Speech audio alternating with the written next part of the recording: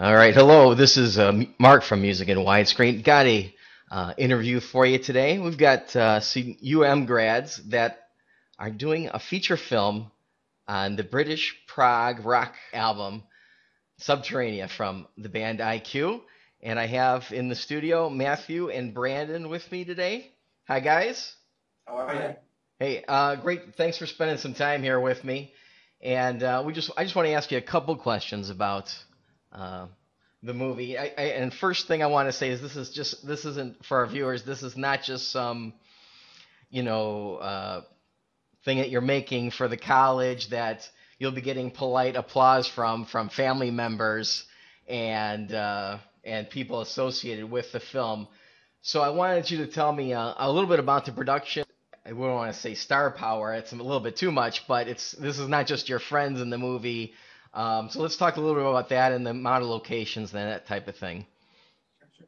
Go for it. So Subterranea was a film that Matt began developing in our second year of grad school, and we collaborated on a number of short films up until that time. And Matt came to me one summer and said, "Do you want to make a feature? You want to stop doing these shorts and make a feature-length film?" And of course, was on board. And so Matt had a script, and we went and approached the band, and they were on board with that entire process. So we began the monumental task of raising funds for the film, both through crowdsourcing and then through private investors. And so we were able to get a budget that would allow us to make a film of this length and of this size here in Montana.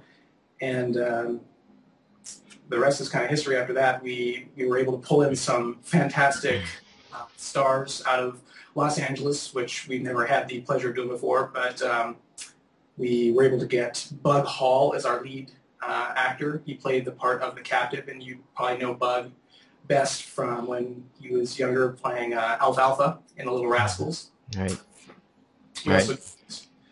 Nicholas Turturro, who has starred in NYPD Blue, a number of Adam Sandler films. I now pronounce you Chuck and Larry. And then last but certainly not least, we were able to get William Catt, who is known for being the star of The Greatest American Hero TV show back in the 80s. He was also in Carrie and a number of other things. But we were able to get those three out of Los Angeles and then couple that with all the local talent that we have here in Missoula. It just made for a fantastic cast that we were lucky enough to be able to work with on this. Yeah. Great. The article mentioned there's 40 locations, a lot of sets. What kind of production values here are we gonna see? Well, we actually had over 60 unique locations that we needed to get and secure, which was, as Brandon said, something that we've never done before. Working on on shorts and everything like that, it's usually one or two locations. To make the bump up to this level where we needed 60 different locations was almost impossible, and it was something that we continued to struggle with even while we were shooting. Locations would fall out. We would lose things. We'd get things the day before we were supposed to be shooting locations. We'd have changes, and which is the story of filmmaking. So it's everyone that's made a film is used to that. But for us, it was definitely a jump up to the next level and complicated things. But in the end, it's going to make this film unique and visually beautiful because there are so many gorgeous locations that we were able to get and add to the production element of the film. Is there a story behind getting the permission from IQ? How did that all happen? Yeah, there is. It's kind of a dream story for me. I'm a huge IQ fan. They're my favorite, one of my favorite bands of all time, and definitely my favorite prog band. So I always knew that this story, listening to Subterranea when I was younger, I always knew there was a story there. I always knew it was very cinematic, just the way that the album's laid out conceptually. So it was kind of always in the back burners of my mind that I wanted to one day make this a film. And suddenly I got to the point where, okay, let's write the script and see what happens. So I drafted up a version of it, and it wasn't very good, and I kept reworking it, and finally got to the point where I was comfortable with it, and then ended up kind of a shot in the dark over to the IQ forums and went over and just said I had a business proposal for one of the band members, and they got right back to me, and I pitched the idea to them, and they were on board right from the beginning, which was awesome because all of them are such great guys and terrific musicians. But just them having the support and the belief in this project was huge. And from there, it basically went to, we kind of talked about the project a little bit more. They played a gig over in Pennsylvania last spring. Yeah, I was there.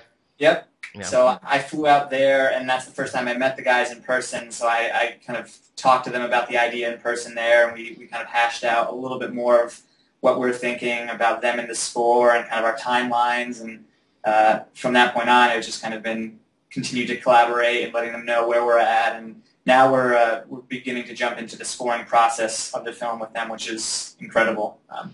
Wow. Okay, hold on. So there's a score, so we can expect some IQ music in the... Oh, yeah. Okay. Yes. It's going to be an all-new score. So we're going to be using themes from the original album. Right. We'll be reworking them, re-recording them, along with a whole new set of new music and new sounds for the film. It's going to be a traditional score, so it's not going to be IQ songs throughout the film. It'll be kind of a traditional film score, but it's going to be, I'm working with Mike Holmes, the guitarist especially, and we're collaborating on that. And there will be, hopefully, my aim is to have a new IQ song for the end credits for the film as well. So there will be a good plethora of music from IQ for this. Interesting. Now, if I remember correctly, that show was in jeopardy for a little bit. I can't remember. There was a power problem or sound problem. Do you remember them going on like maybe just 15 minutes late, but we weren't quite sure what was going on? I was actually, I remember being upstairs with all the merch vendors, and I think it was Paul and one of the other members. They were flying out to the U.S. and their flight, they missed it by a day. So they flew in like an hour before the show and did a little bit of sound check. So we were like kind of all just waiting, and they got it off, but it was a time crunch for sure. Yeah, that's right. I knew something happened. I just couldn't remember why there was some drama there. Yeah. Into progressive rock, you, Brandon, as well, or not really? Or are you more the film guy? Well, I was definitely the film guy, and I never even heard of progressive rock. I never heard of it. And Matt said, here's the album, take a listen to it. And the first couple of times I listened to it, it obviously wasn't anything that I expected. Right. But I kept listening to it, and I'd be working on various things for the film, doing paperwork, whatnot, and I'd put on the album and listen to it. And here we are, I don't know what it is, almost 2 years later, and I can't stop listening to these albums. I mean, Subterranea, it's such an awesome album, and I keep listening to it time and time again. Matt and I get in the car every day. It's either the Narrow Margin playing, it's Capricorn, something. I just have it on constantly, and now I'm listening to Frequency and all these other albums, so I don't know where it's going to go from here, but I know, at least for just myself with this project, it's gotten me involved with IQ, and I'm sure it's going to spread now to other progressive rock groups, because it's something that, I don't know, I don't know how you explain the music to other people. People try to say, oh, it's a mix of this and that. I can't explain it yet, but I know it's something that I greatly enjoy, and so... Well, it's not for everybody. It's not meant to be. It's it's for people that want to take the time really to invest in listening to something a couple of times. I've always said that you have to listen to things 3 times, and that's why pop rock repeats itself 3 times specifically, so you can kind of take it in. But we don't want to. I don't want to get real preachy on the prog versus pop or stuff. It's not like. It's disappointing that I have to do a radio show on the internet because nobody can play the music because it doesn't fit the formula, and you don't have DJs picking music anymore, which is a shame. But if you decide you want to listen to more, you'll enjoy it. Man, if I could ask you, I think I know the answer now because we've talked for a little bit here, but there wasn't like, oh, let's make a movie from a concept album and then pick a concept album. It was like, I like this album. Let's make a movie about this album. Is that correct? Yes, exactly. Yeah. It was I mean, I've listened to a whole slew. I mean, my music kind of history spans. I was a metalhead in high school and stuff, and it kind of all expanded and went off to all different genres. And I came across IQ, and they were a band that has stuck since then and has continued to. There's something poignant about their music, about what they're saying, about just the atmosphere that they create that has lasted. And listening to Subterranea, it was just a story that I knew was there. I knew it was deep, it was meaningful, and it was something that I would, if I was going to be making a film, I want to do something that has meaning, that has weight, that I'm going to invest myself in as well. So I knew that was there, and it was just a matter of time, I think, till I got to it. So I don't expect that will this lead to other concept album movie making for you guys? I don't know. It's kind of a crazy thing, because the thing that I really enjoy about it is certain songs, certain albums have story in them inherently, that there's a whole slew of different artists out there that are doing things that are unique, that they're telling stories, even if it's not kind of a narrative arc, but they're creating special things. And I think there's a really interesting kind of realm to tap in there, especially coming from the film side, that there are stories that aren't being told, because traditionally, if you're going to do a concept or you're going to do an adaptation, it's from a book, it's from a comic, things like that. But I think music has something special to it that leads itself to the filmmaking side of our industry, and kind of it's just kind of unique. And I think there's room to still explore and kind of dig. I don't think I'm going to go right into another one right away, but you never know. I do have ideas. There's certain albums that I know would be incredible films to make, but... All right, I'll send you a list. Yeah. Yeah, well, I've always liked the music for imagery, maybe, no matter what genre it's in. So it's great that you're actually doing this. Maybe because I grew up in the 80s, and so I always had videos to look at. And so now that I don't have videos, I'm using more of my imagination, but I still always like the concept album. So it's great that you're doing this. Have you actually reached out to the progressive rock community, let them know what you're doing? I did go to your Facebook page, and I did notice 5 of my friends like it. So there is some word around that you guys are doing it, but I didn't see it, like I said, until my Google Reader kind of found you guys. Yeah, we've tried. It's tough for us, since we don't have. We're still independent filmmakers, and Right. we're kind of detached from the prog rock scene. But through the band IQ, we've reached out and kind of generated a little bit of interest there. And they've also we did there was an article that Mike did that about a couple months ago in a Prog magazine, where they talked about the story, but it's kind of been hit or miss. Someone would pick it up on a forum or something, and they say they're making IQ Subterranea into a movie, and so we're still looking, because I mean, that's being a Prog fan as I am. That's kind of why I'm making this film, because it's such as I'm sure you're aware, it's a really unique and special genre that you have to take time, you have to appreciate it to really understand its beauty and what it has. So that's who I'm ultimately making this film, is for fans of the band, but then hopefully also fans of prog rock in general. So yeah, I mean, the more we can get it out there, the better. We're still looking to reach out, and we'll have time to continue to kind of get the word out there. But yeah, the more people know about it, the better.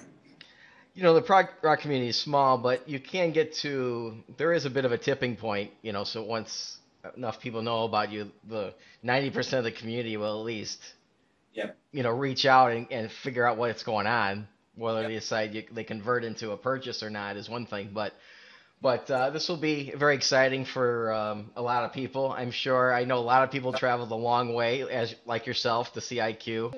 Is there anything else you guys wanted to mention? I will ask you about your media things for sure, but is there anything else that you guys wanted to say before?